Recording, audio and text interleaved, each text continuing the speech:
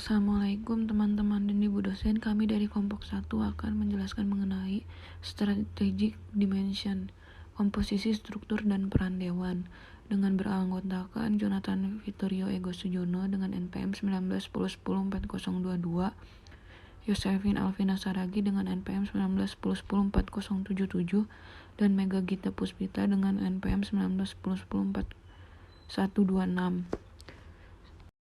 Materi yang pertama adalah komponen untuk mengembangkan, menerapkan, dan mengendalikan strategik perusahaan. Dalam komponen ini ada 4 persyaratan utama untuk mencapai kesuksesan dalam mengembangkan, menerapkan, dan mengendalikan strategik perusahaan. Yang pertama ada keragaman. Keragaman di sini adalah komposisi tim dewan yang ditargetkan secara strategis. Yang kedua ada kepercayaan. Kepercayaan di sini yang dimaksud adalah budaya dewan yang konstruktif dan berpikiran terbuka. Lalu yang ketiga ada jaringan. Jaringan di sini adalah struktur dewan yang efisien. Dan yang terakhir adalah visi. Visi ini di mana ukuran keberhasilan dewan yang berorientasi pada pemangku kepentingan. Dalam keempat komponen ini harus diintegrasikan dalam suatu proses. Pada setiap tingkat yang berbeda, ukuran keberhasilan ditetapkan terkait dengan kelompok pemangku kepentingan yang penting. Dan kemudian tanggapan anggota kelompok pemangku kepentingan tersebut diukur secara berkala untuk menilai kinerja kapal pemimpin perusahaan. Selanjutnya ada komposisi tim dewan yang ditargetkan dan beragam. Tim yang ditargetkan dalam dewan dengan tujuan keberagaman biasanya terdiri dari 5 hingga 7 orang dan haruslah dibuat berdasarkan kriteria yang sesuai dengan strategi yang diinginkan oleh perusahaan, mengingat tidak ada posisi yang ideal. Menurut Markus, dalam studi barunya, menegaskan bahwa komposisi dewan yang optimal bergantung pada sifat dan konteks dari perusahaan. Terdapat kelebihan dan kekurangan dalam situasi dewan seperti ini, seperti pengetahuan, peran dalam tim, dan demografi. Selanjutnya terdapat komposisi dewan yang diinginkan. Pada posisi teratas, komposisi dewan dengan target pengetahuan atau targeted composition based on board know-how.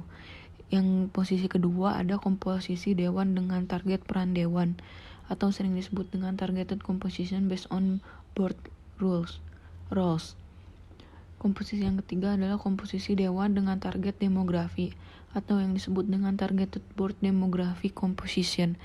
Dan komposisi yang keempat adalah peran pembimbing ketua atau yang disebut dengan the coaching role of the chairperson. Selanjutnya ada budaya kepercayaan yang kritis namun konstruktif. Goal yang pertama adalah terlibat dalam konflik yang konstruktif. Goal kedua adalah menghindari dari konflik yang destruktif. Goal ketiga adalah bekerja sama dengan tim.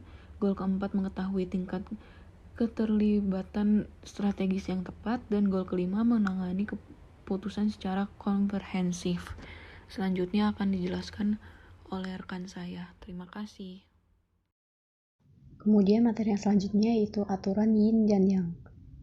Jika aturan yin dan yang digunakan untuk setiap masalah, maka juga dapat dikembangkan untuk hubungan yang dimaksudkan dengan kelompok pemangku kepentingan lainnya, sebagai bentuk dasar komunikasi dewan setiap hari. Jika ada anggota pengurus yang melanggar salah satu tata tertib koperasi dalam rapat, maka siapa saja yang hadir dalam rapat tersebut dapat memperhatikan fakta tersebut. Misalnya dengan mengacungkan tanda post-it berwarna merah dengan nomor peraturan yang dilanggar. Untuk mengilustrasikan situasi kehidupan yang nyata, dapat dilihat pada pendekatan seperti pada gambar. Network board struktur atau struktur dewan jaringan. Seperti yang dikatakan Malik pada tahun 2002, bahwasanya ketika tim dewan terlalu kecil, maka ada bahaya keintiman yang terlalu besar. Pengalaman menunjukkan bahwa idealnya sebuah perusahaan kecil harus memiliki 3 anggota dewan, 1 yang berukuran sedang 5 orang, dan 7 perusahaan besar. Direkomendasikan dari Dewan Perwakilan yang besar yang diusulkan oleh Sen maupun Dewan Kecil yang profesional seperti yang diusulkan oleh Ebner. Sebagai gantinya, kami merekomendasikan Dewan Pengarah dan Pengendali yang dipilih secara sengaja, strategis, beragam, akuntabel, yang terdiri dari 3, 5, atau 7 anggota bergantung pada ukuran perusahaan. Hal ini dapat dilihat seperti pada gambar 3.14, papan pengaruh dan pengendali.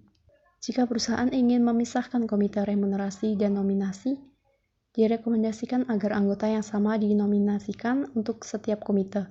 Ketua subkomite harus independen, yaitu bebas dari konflik kepentingan, memiliki knowledge atau pengetahuan dan pengalaman yang profesional, serta kuat dan dapat merekam jejak yang terbukti di bidang yang relevan, yaitu audit dan manajemen risiko atau merekrutmen dan meremunerasi masing-masing. Di perusahaan internasional, masalah penting adalah bagaimana Dewan Perusahaan Induk bekerja dengan anak perusahaan. Dalam hal ini, 4 pendekatan yang berbeda dapat diidentifikasi dengan melihat gambar 3.15. Papan anak perusahaan seringkali tidak lebih dari papan boneka. Direktur mereka hanya memenuhi persyaratan hukum setempat. Yang membedakan pendekatan dewan yang lebih maju adalah keseimbangan kontrol dan kebebasan. Berdasarkan kemitraan yang diperlukan untuk mencapai sinergi dalam fungsi kedua dewan. Komposisi dewan dan budaya dewan, struktur dan ukuran keberhasilan harus selaras.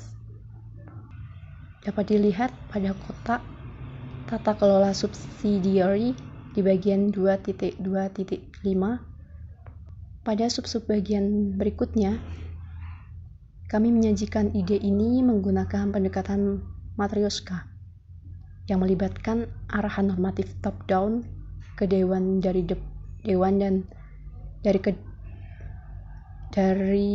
dewan dan manajemen puncak perusahaan induk, strategis, integrasi horizontal, dewan dan manajemen anak perusahaan, dan operasional, peningkatan kinerja bottom up dari manajemen dan dewan anak perusahaan.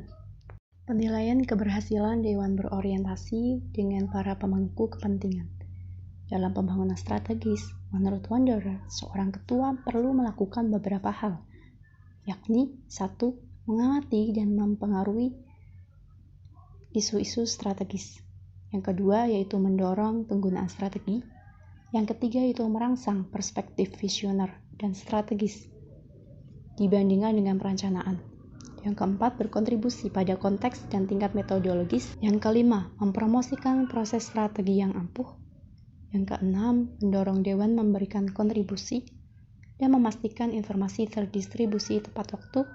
Dan yang ketujuh yaitu memoderasi diskusi strategis yang mengawasi proses pengembangan serta implementasi dan memeriksa validitas tempat dan mencapai landmark strategis dan tujuan akhir. Fungsi direksi dan komisaris.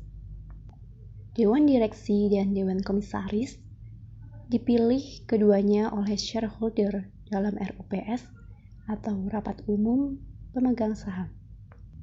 Pada tugasnya, dewan direksi berfungsi secara utama dalam hal mengurus perusahaan, sedangkan dewan komisaris berfungsi pada pengawasan. Peran yang dimiliki oleh keduanya yakni untuk memastikan keberhasilan implementasi terhadap GCG. Dalam pembentukannya kedua dewan tersebut, ada beberapa hal yang perlu diperhitungkan sebagai berikut. Yang pertama yaitu tujuan dan ruang lingkup dewan yang cocok dengan visi misi, nilai tujuan, sasaran, dan strukturnya. Yang kedua yaitu prinsip GCG dengan SPI, etika, serta aturan dengan konsekuensi atas pelanggaran. Yang ketiga, mekanisme penunjukan dan pembagian tugas. Yang keempat, tata cara pelaksanaan yang kemudian akan dikaji oleh para pemegang saham dalam RUPS. Dan yang terakhir, penanganan konflik kepentingan.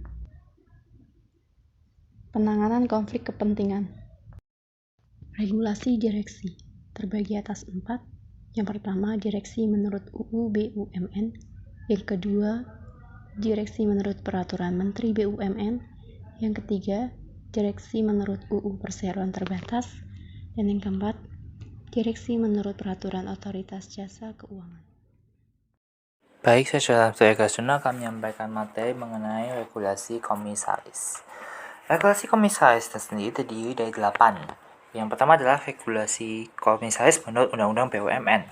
Dalam ketentuannya mengenai komisaris dalam BUMN yang diatur dalam Undang-Undang Nomor 19 Tahun 2003, menyatakan bahwa pengangkatan dan pemberhentian komisaris dilakukan melalui RUPS. Dalam hal ini, Menteri bertindak selaku RUPS, pengangkatan dan pemberhentian komisaris yang ditetapkan oleh Menteri.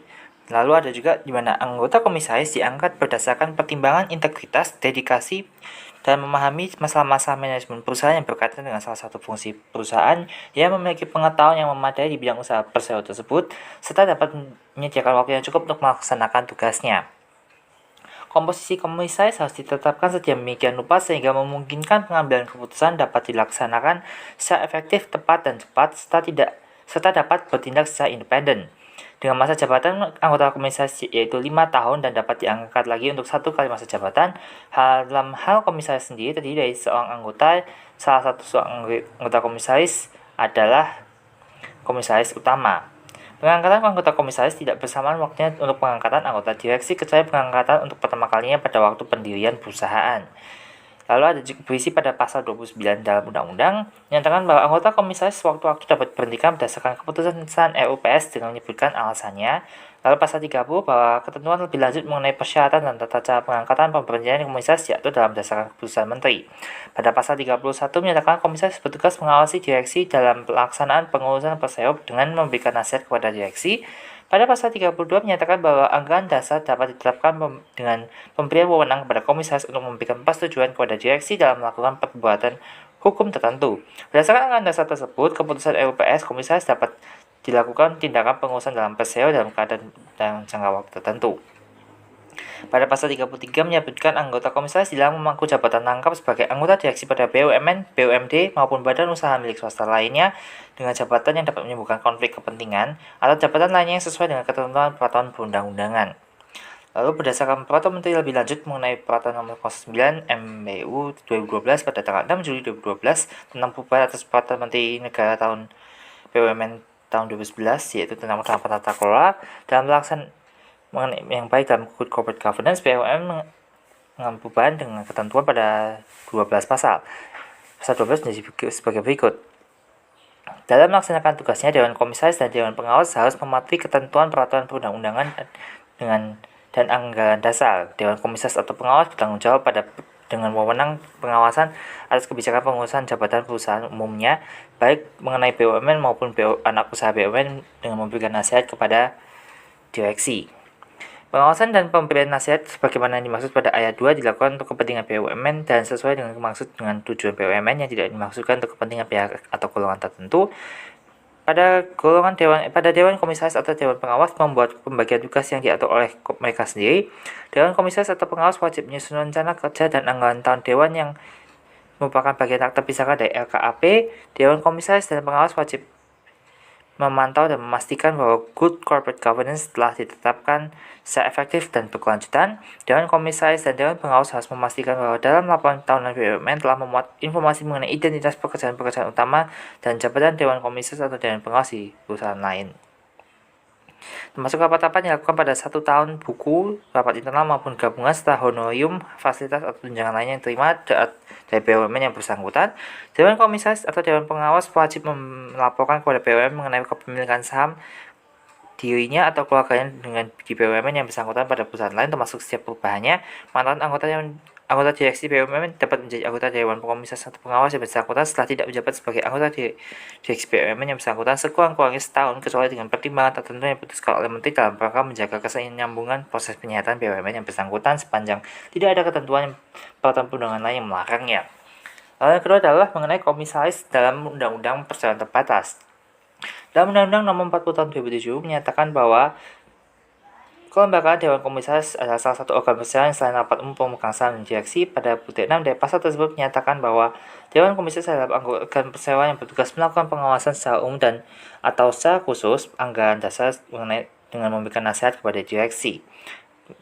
Berikutnya juga mencantumkan bahwa Dewan Komisaris melakukan pengawasan atas kebijakan pengurusan dengan menjalankan pengurusan yang baik serta mengawasi baik perseroan maupun anak perseroan dengan memberikan nasihat kepada direksi, mencantumkan bahwa pengawasan pemberian nasihat sebagaimana dimaksud adalah untuk kepentingan perseroan sesuai dengan yang dimaksud dalam tujuan perseroan. Seseorang dapat dianggap tidak bisa menjadi anggota Dewan Komisaris apabila pernah dinyatakan pilot menjadi anggota direksi dari Dewan Komisaris suatu perusahaan yang bersalah atau sudah dinyatakan bersalah dalam suatu perusahaan yang dinyatakan pilot, dihukum karena melakukan tindak pidana merugikan keuangan negara atau berkaitan dengan sektor keuangan lainnya, sekurang-kurangnya adalah 5 tahun. Selanjutnya dalam menyatakan bahwa setiap anggota Dewan Komisaris wajib memiliki etikat yang baik, kehati-hatian dan bertanggung jawab dalam menjalankan tugas bagaimana tugas pengawasan dan pemberian nasihat kepada direksi untuk kepentingan perseroan sesuai dengan tujuan perseroan itu sendiri, dengan menyatakan bahwa setiap anggota Dewan Komisaris ikut bertanggung jawab secara pribadi atas kerugian perseroan apabila yang bersangkutan bersalah atau lalai dalam menjalankan tugasnya sebagaimana yang dimaksud dalam peraturan tersebut. Lalu menyebutkan bahwa apabila terjadi kepailan atau kesalahan kelainan dari Dewan Komisaris, maka dalam melakukan pengawasan terhadap yang dilakukan direksi dan kekayaan perseroan tidak cukup untuk membayar seluruh kewajiban perseroan akibat kepailan tersebut, setiap anggota Dewan Komisaris secara tanggung menteng yang bertanggung jawab dengan anggota direksi atas kewajiban yang belum dilunasi. Kedudukan Dewan Komisaris Independen pada dasarnya sama dengan anggota Dewan Komisaris lainnya, yakni sebagai badan pengawas dan pemberi nasihat kepada direksi. Adapun pembedaannya adalah anggota Komisaris Independen berdasarkan peraturan yang sama pasal 120 ayat 2 dalam Undang-Undang PT berasal dari kalangan luar perusahaan yang tidak terafiliasi dengan pemegang saham utama, anggota direksi dan atau anggota Dewan Komisaris lainnya. Tugas utama Komisaris Independen adalah memastikan prinsip-prinsip dan praktik GCK dipatuhi dan ditetapkan dengan baik, dengan menjamin transparansi dan keterbukaan laporan keuangan perusahaan, perlakuan yang adil dan para pemegang saham minoritas dan pemangku kepentingan lainnya, diungkapkannya transaksi yang mengandung konflik kepentingan wajar dan adil dengan kepatuhan perusahaan pada perundang-undangan dan peraturan yang berlaku, serta kepentingan akuntabilitas perseroan. Mana hal yang tidak kalah penting dalam Komisaris Independen hendaknya melakukan pengawasan terhadap kebijakan-kebijakan direksi dalam pengelolaan perusahaan, di mana perusahaan harus memberikan perlakuan yang setara dan wajar kepada pemangku kepentingan dengan memanfaatkan dan kontribusi yang ada dari perusahaan kepada seluruh pemegang saham, tidak terkecuali pemegang saham minoritas. Lalu yang ketiga ada Komisaris menurut Undang-Undang Pasar Modal. Dalam pasal 80 dalam Undang-Undang Nomor 8 Tahun 1995 mengenai pasar modal mengatur tentang tanggung jawab atas informasi yang tidak benar dan menyesatkan. Pasal tersebut menyebutkan komisaris sebagai pihak yang turut bertanggung jawab bila ikut menandatangani setiap dokumen yang berhubungan dengan penyampaian informasi kepada publik dalam rangka pernyataan pendaftaran. Bagi setiap calon emiten yang akan mencatatkan sahamnya di Bursa Efek Indonesia, BEI mewajibkan adanya komisaris independen dalam struktur emiten tersebut. Di mana ini berlanjut pada komisaris menurut peraturan Bursa Efek. Dalam butir 1A dari peraturan pencatatan efek nomor 1A PT Bursa Efek Indonesia mengenai ketentuan umum pencatatan efek yang bersifat ekuitas di Bursa Efek mengatur tentang rasio komisaris independen.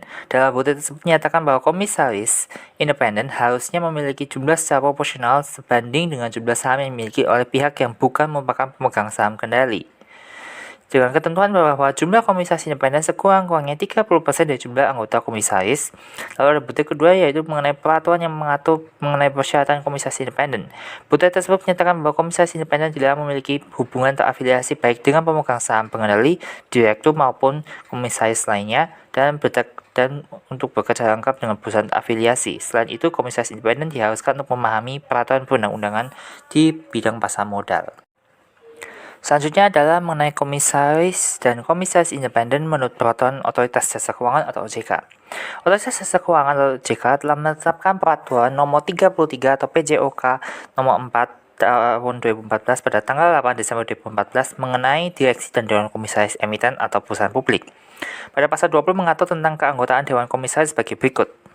Dewan komisaris paling kurang terdiri dari dua orang anggota Dewan Komisaris. Dalam hal Dewan Komisaris terdiri dari 2 orang anggota Dewan Komisaris, satu di antaranya haruslah komisaris independen. Dalam hal Dewan Komisaris terdiri lebih dari 2 orang anggota Dewan Komisaris, maka jumlah komisaris independen wajib paling kurang sekurang-kurangnya 30% dari jumlah seluruh anggota Dewan Komisaris. Satu di antara anggota Dewan Komisaris diangkat menjadi komisaris utama atau presiden komisaris. Berdasarkan pasal 21 ayat 2 selanjutnya dalam peraturan OJK tersebut, komisaris independen wajib memenuhi persyaratan sebagai berikut.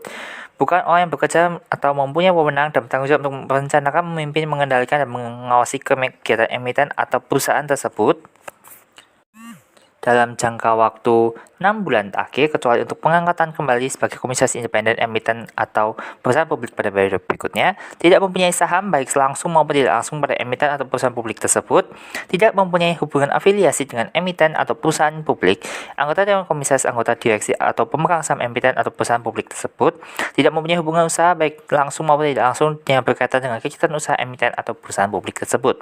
Komisaris independen hendaknya dapat berperan secara efektif melalui komite audit dan untuk melakukan deteksi dini mengenai adanya penyimpangan atau kecurangan pada perusahaan tersebut. Dikarenakan adanya komisaris ini biasanya berperan sebagai ketua komite audit. Komisaris ini dapat mengambil langkah-langkah pencegahan kecurangan atau mendukung adanya proses audit dan melalui usulan perbaikan sistem, tentu saja dalam kerangka kerja sebagai komisaris. Dengan adanya peran tersebut, komisaris independen dapat berfungsi efektif dengan melindungi perusahaan publik dari risiko sekaligus melindungi dari potensi tuntutan hukum karena kegagalan dalam pelaksanaan kewajibannya, di mana kapabilitas komisaris independen dapat memberdayakan komite audit yang dipimpinnya merupakan faktor kunci sukses yang menentukan keberhasilan dalam pelaksanaan tugas yang diembannya. Lalu adalah yang ke-6, komisaris menurut Komite Nasional GCG atau Komite Nasional Good Corporate Governance (KNGCG) mengeluarkan pedoman tentang komisaris independen yang ada di perusahaan publik. Bagian 2.1 dari pedoman tersebut menyatakan bahwa pada prinsipnya komisaris bertanggung jawab dan berwenang mengawasi kebijakan dan tindakan direksi serta memberikan nasihat kepada direksi jika diperlukan untuk membantu komisaris dalam menjalankan tugasnya. Berdasarkan prosedur yang telah ditetapkan, maka seorang komisaris dapat meminta nasihat dari pihak ketiga dan atau membentuk komite khusus. Setiap anggota komisaris harus berwatak amanah serta mempunyai pengalaman dan kecakapan yang diperlukan untuk menjalankan tugasnya. Lalu yang ketujuh adalah komisaris menurut ISICOM. Indonesian Society of Independent Commissioner atau ISICOM atau Paguyuban Komisaris Independen Indonesia telah menunjukkan pedoman bagi komisaris independen. Di antaranya adalah mengerti pengertian dan definisi komisaris independen, misinya, tanggung jawab, wewenang, kriteria formal komisaris, kriteria dan kompetensi pribadi komisaris independen, pedoman dan perilaku, komposisi komisaris dalam jajaran perusahaan, proses nominasi dan pengangkatan, dan evaluasi kinerja komisaris. Pedoman komisaris ini diharapkan dapat menjadi acuan baik bagi komisaris independen yang ada, baik BUMN maupun perusahaan publik, dimana isinya tidak begitu berbeda. Lalu yang selanjutnya yang terakhir adalah mengenai komisaris dan komisaris independen di perbankan. Bank Indonesia melalui surat edaran nomor 15 DPNP tanggal 29 April 2013 mengenai pelaksanaan Good Corporate Governance bagi bank umum pada bagian 1 umum butir F antara lain menyebutkan bahwa pelaksanaan GCG diperlukan adanya kepada komisaris independen dan pihak independen untuk menghindari konflik kepentingan dalam pelaksanaan tugas seluruh tingkatan dan jenjang organisasi bank, dengan juga sebagai untuk check and balance serta melindungi kepentingan pemangku kepentingan khususnya para pemilik dana dan pemegang saham minoritas. Di mana untuk mendukung tersebut, maka surat edaran tersebut mengatur komisaris independen sebagai berikut. Komisaris independen ditetapkan paling kurang 50% dari jumlah anggota Dewan Komisaris yang ada. Komisaris independen adalah anggota Dewan Komisaris yang tidak memiliki hubungan keuangan, kepengurusan, kepemilikan saham maupun keluarga atau dengan anggota Dewan Komisaris lainnya, direksi atau pemegang saham pengendali atau hubungan dengan bank yang lain yang dapat mempunyai kemampuan untuk bertindak independen. Mantan anggota direksi atau pejabat eksekutif bank atau pihak-pihak yang mempunyai hubungan dengan bank yang dapat mempunyai kemampuan untuk bertindak independen tidak dapat menjadi komisaris independen pada bank yang bersangkutan sebelum menjalani masa tunggu selama setidaknya 1 tahun. Yang dimaksud dengan masa tunggu adalah tenggang waktu berakhirnya masa jabatan yang bersangkutan secara efektif, yang dinyatakan secara tertulis sebagai anggota direksi atau pejabat eksekutif dari atau pihak-pihak lainnya yang mempunyai hubungan dengan bank dengan pengangkatan yang bersangkutan secara efektif sebagai komisaris independen. Lalu ketentuan masa tunggu yang dimaksud dalam komisaris independen sebagai yang jelaskan sebelumnya tidak akan berlaku apabila anggota direksi atau pejabat eksekutif yang bertugas hanya melakukan fungsi pengawasan paling kurang 1 tahun. Permohonan uji kemampuan dan kepatutan untuk calon komisaris independen diajukan paling cepat 30 hari sebelum berakhirnya masa tunggu. Perubahan status jabatan dari komisaris menjadi komisaris independen pada bank yang sama harus mendapatkan persetujuan dari Bank Indonesia selaku bank sentral. Untuk mendapatkan persetujuan, calon komisaris independen antara lain harus menyampaikan suatu pernyataan independensi di mana persetujuan Bank Indonesia mengacu pada ketentuan Bank Indonesia yang mengatur mengenai uji kelayakan dan kepatutan atau fit and proper test bank umum itu sendiri. Baik, selanjutnya materi mengenai orientasi anggota direksi dan komisaris yang baru. Dalam suatu perusahaan, apabila mengangkat anggota direksi ataupun komisaris yang baru untuk pertama kalinya di perusahaan tersebut, maka perusahaan secara langsung berkewajiban untuk membuat sebuah program pengenalan atau orientasi bagi anggota baru tersebut. Hal serupa juga diharapkan oleh para anggota direksi maupun komisaris yang baru sehingga tidak ada salah atau ragu dalam setiap pengambilan keputusan dan dapat menjalankan tugas yang diembannya dengan baik. Terdapat dua program orientasi atau pengenalan yang ada di perusahaan. Yang pertama dalam sisi BUMN dan yang kedua adalah dalam sisi perusahaan publik. Dalam pengenalan perusahaan di BUMN, tercantum dalam Peraturan Menteri Negara BUMN tentang penerapan tata kelola perusahaan yang baik atau Good Corporate Governance pada BUMN, yang berisi mengenai bahwa anggota dewan komisaris atau pengawas dan anggota direksi yang diangkat untuk pertama kalinya wajib diberikan program pengenalan mengenai BUMN yang bersangkutan. Program tersebut merupakan tanggung jawab dari sekretaris perusahaan atau siapapun yang menjalankan fungsi sebagai sekretaris. Program pengenalan tersebut meliputi pelaksanaan prinsip-prinsip GCG oleh BUMN. Kedua, gambaran mengenai BUMN terkait dengan tujuan, sifat, ruang lingkup kegiatan, kinerja keuangan, operasional perusahaan, strategi, rencana usaha baik jangka pendek maupun panjang, posisi kompetitif, resiko, dan masalah-masalah strategis lainnya yang berhubungan dengan BUMN tersebut. Yang ketiga, keterangan berkaitan dengan kewenangan yang didelegasikan seperti audit internal maupun eksternal, sistem dan kebijakan pengendalian internal, dan termasuk komite audit. Dan yang terakhir, yang keempat adalah keterangan mengenai tugas dan tanggung jawab Dewan Komisaris atau Dewan Pengawas dan Direksi, serta hal-hal yang tidak diperbolehkan. Program pengenalan BUMN dapat berupa presentasi, pertemuan, ataupun kunjungan ke perusahaan dengan pengkajian dokumen atau program lainnya yang sesuai dengan BUMN di mana program tersebut dilaksanakan. Yang kedua adalah program pelaksanaan di pengenalan perusahaan di perusahaan publik. Dalam pengenalan perusahaan di perusahaan publik, yang dimana dapat diselenggarakan program khusus ini bagi anggota direksi maupun komisaris yang diangkat pertama kalinya. Pelaksanaan program tersebut melakukan kerjasama dengan pihak ketiga, yakni dengan yang pertama dengan Indonesian Society of Independent Commissioner atau ISICOM, di mana ISICOM secara aktif melakukan sosialisasi prinsip-prinsip GCG dan lokakarya eksekutif atau executive workshop yang bertujuan untuk meningkatkan pengetahuan dan kompetensi pada komisaris independen.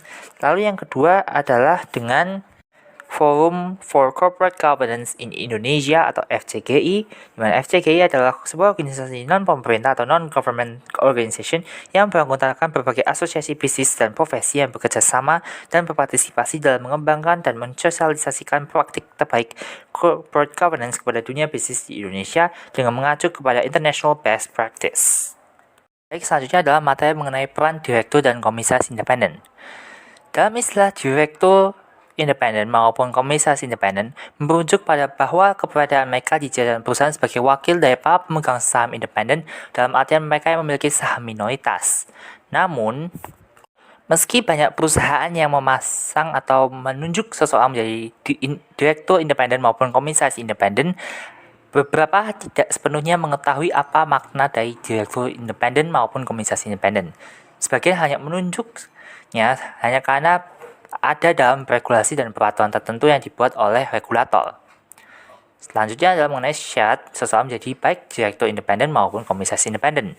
Yang pertama adalah tidak terafiliasi dengan jabatan yang setara dalam kurun waktu 6 bulan, bukan staf atau karyawan perusahaan yang bersangkutan, dan untuk bagi direksi independen dilarang menjadi karyawan orang dalam pada lembaga atau profesi penunjang pasar modal yang jasanya digunakan oleh calon perusahaan dalam kurun 6 bulan sebelum penunjukan. Lalu terdapat keuntungan dan manfaat bagi perusahaan yang menerapkan direktur independen dan komisaris independen. Manfaat pertama adalah mengenai kepentingan pemegang saham minoritas dan pemangku kepentingan lainnya yang dimana menjaga prinsip kesetaraan atau fairness dalam perusahaan tersebut dalam rapat umum pemegang saham. Lalu yang kedua adalah posisi pengawasan yang berlangsung dari dua sisi, yang terdiri dari sisi operasional dijalankan oleh direktur independen dan sisi kebijakan yang dijalankan oleh komisaris independen. Hal ini dimaksudkan agar terciptanya check and balance atau keseimbangan dalam perusahaan yang bersangkutan sehingga menjalankan sistem perusahaan dengan tata kelola perusahaan yang baik dan harmonis. Tetapi, dalam praktiknya terdapat kendala dalam implementasi hal tersebut. Yang pertama adalah keengganan dari emiten perusahaan. Keengganan yang dimaksud ini juga masuk dalam nanti pada poin ketiga mengenai masa jabatan. Dalam keengganan emiten perusahaan adalah mereka enggan untuk mengganti seseorang atau komite atau komisaris independen maupun direktur independen dalam kurun waktu yang singkat. Bahkan dari pihak komisaris independen maupun direktur independen sendiri juga enggan melepas jabatan mereka. Contohnya dalam komisaris independen bahkan yang dimana dalam peraturan harusnya antara 1, 3 hingga 5 tahun, ada yang bahkan lebih dari 20 tahun menjabat. Hal inilah muncul pada poin keempat dalam lemahnya pengawasan yang independen dan terlalu besarnya kekuasaan eksekutif yang sebagaimana penyebab tumbangnya perusahaan-perusahaan dunia. Karena lama-kelamaan independensi dari jabatan tersebut akan menghilang. Lalu yang belum disebut adalah mengenai masalah ADART. Hal ini adalah masalah administratif berupa perubahan terhadap anggaran dasar dan anggaran rumah tangga atau ADART dalam perusahaan publik untuk menyesuaikan peraturan tersebut. Seseorang yang menjabat sebagai direktur independen maupun komisaris independen lebih dari 2 periode dikhawatirkan akan membuat mereka tidak independen lagi. Karena direksi independen dan komisaris independen yang menjabat terlalu lama bisa mempengaruhi independensinya di perusahaan tersebut sebagaimana yang disampaikan oleh seperti hal-hal sebelumnya. Selain itu, adanya rangkap jabatan tersebut membuat waktu yang dimiliki direktur independen dan komisaris independen akan terganggu dan tidak fokus serta dapat menjadi konflik kepentingan. Emiten yang atau perbankan menjadi pihak yang paling masa diberatkan oleh aturan tersebut yang membatasi jabatan direktur dan komisaris independen emiten maksimal 2 periode berturut-turut sejak diangkat. Dan berikut adalah peraturan BEI yang dimaksud mengenai direktur independen dan komisaris independen. Berdasarkan keputusan direksi BEI nomor Cap 00001 BEI 01/2014 yang dibuat pada tanggal 20 Januari 2014 yang kemudian secara resmi diberlakukan 10 hari kemudian, berisi poin-poin penting sebagai berikut. Masa jabatan maksimal 2 periode Pertama, masa jabatan maksimal 2 periode. 2. Wajib dipenuhi dalam jangka waktu paling lambat 6 bulan sejak diberlakukannya peraturan tersebut. Nomor 3. Apabila posisi kosong maka harus diisi melalui RUPS atau 6 bulan sejak kekosongan terjadi. Dan yang terakhir adalah posisi direktur independen setidaknya 1 orang, sedangkan untuk komisaris independen minimal 30% dari total anggota Dewan Komisaris. Lalu, berdasarkan surat edaran nomor SE 00001 BEI Step 02/2014 pada tanggal 4 Februari 2014 mengenai penjelasan masa jabatan komisaris independen dan direktur independen perusahaan tercatat berisi sebagai berikut. Mengganti istilah direktur tidak terafiliasi menjadi direktur independen. Komisaris independen dan atau direktur independen perusahaan yang tercatat pada masa jabatannya berakhir sebelum 31 Juli 2014, maka periode jabatan yang telah dijalankan sebagai komisaris independen ataupun direktur independen sebelumnya tidak diperhitungkan atau dihitung 0. Jadi masih bisa menjabat untuk 2 periode yang baru. Tetapi bagi komisaris atau independen yang masa jabatannya berakhir sebelum 31 Juli 2015 maka harus menyelesaikan masa jabatannya dan akan dihitung sebagai 1 periode sesuai yang ditetapkan dalam anggaran dasar perusahaan tersebut atau RUPS atau rapat umum pemegang saham. Baik, sekian presentasi dapat kami sampaikan. Mohon maaf apabila ada salah tutur kata. Terima kasih.